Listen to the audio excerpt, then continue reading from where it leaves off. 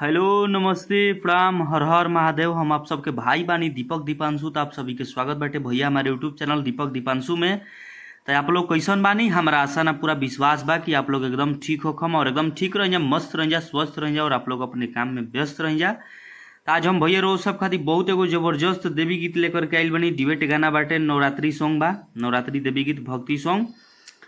हमारा आशा ना पूरा विश्वास बा कि हमारी लिखल गाना, हमारी लिखल मुखड़ा बनावल वीडियो आप सबके बहुत ही बेहद पसंद आई और अच्छा लगी। और आप सबके प्यार दुलार, प्यार सपोर्ट और आशीर्वाद अपने भाई दीपक दीपांशु और इस चैनल के आप लोग जरूर देहब जा। और जरूर आप लोग से उम्मीद करता नहीं कि आप लोग के प्यार दुलार मिली भैया। तो चलिए, जे भी भाई अभी तक ले हमारे इस चैनल के सब्सक्राइब निकन के लिए प्लीज़ आप लोग सब्सक्राइब करके बेल आइकन प्रेस कर ली, ताकि जो भी वीडियो लेकर के आई नोटिफिकेशन आप सबके पास पहुँचे, ताकि आप सब उस वीडियो को देख सकी जाए और सुन सकी जाए। और भैया वीडियो अच्छा लगी तो आप सबसे पूरा दोनों हाथ जोड़ के रिक्वेस्ट करते नहीं भैया कि आप लोग ये वीडियो के ज़्यादा से ज़्यादा शेयर करब जा, लाइक करब जा और अपन एक एक कमेंट करके जरूर बतलाइब जा कि गाना लागल कैसन। और आप लोग पूरा वीडियो में बनल रही जा, आप लोग ध्यान से देखब जा, ध्यान से सुनब जा, मैटर समझ में आई कि हाँ का लिखले बानी, कहानी का बा। तो चलिए, और आप सबके बता दी कि तर्ज बाटे किंग बैज क्वीन टुनटुन यादव भैया के जौन गाना लगन में एकदम तहलका मचल रहा, वही धुन पर गाना लेकर गए बनी। देवी गीत बा, नवरात्रि सॉन्ग। एगो लड़का लड़की के मैटर बाटे, डिबेट गाना बा।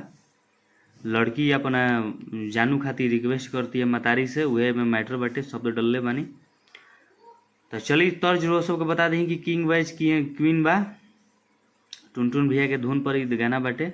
और बहुत ही एकदम जबरदस्त लाइन बा, बहुत ही एकदम प्यारा प्यारा शब्द डाल के एक प्यारा प्यारा लाइन बाटे, बहुत ही एकदम जबरदस्त मैटर बा।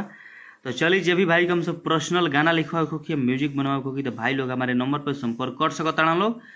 हम आप लोग के गाना के मुखड़ा के डमी करके सुनावता नहीं। चलिए, लड़की के लाइन बा कि माई दे दो आशीर्वाद आ जानू रह से आबाद, कि माई दे दो आशीर्वाद जानू रह से आबाद, आ माथ पर पेन्हा द माई ताजा। तो लइका कहता ने कि यारे खोल द तू अपन धारा बाजावा, ए माई गुड़ लागे आइलो बेटा रंगा बाजावा हो तोहारा जावा। यारे खोल द तू अपन धारा बाजावा, ए माई गोड़ लागे आइलो बेटा रंगा बाजावा हो तोहर राजावा। तो हमने के मुखड़ा रहा, आप सबकी मुखड़ा लागल कैसन आप सब कमेंट करके जरूर बतलाइब जा। अच्छा लगी तो प्लीज़ आप लोग अपने भाई के जरूर सपोर्ट करब जा और अपन प्यार दुलार और आशीर्वाद अपने छोट भाई दीपक दीपांशु का आप लोग जरूर दी जा भैया। चलिए, धन्यवाद।